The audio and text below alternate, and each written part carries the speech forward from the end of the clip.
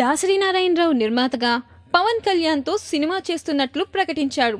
దానికి క్లారిఫై కూడా పవన్ ఇటీవలే ఇచ్చాడు.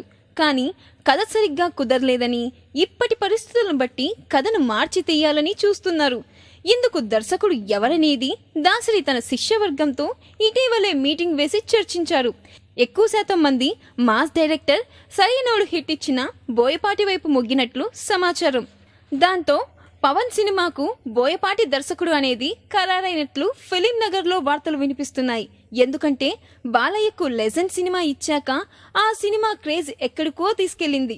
దాంతో రాజకీయ పరిస్థితుల వల్ల బాలయ్య ఎమ్మెల్యే కూడా అయ్యాడు.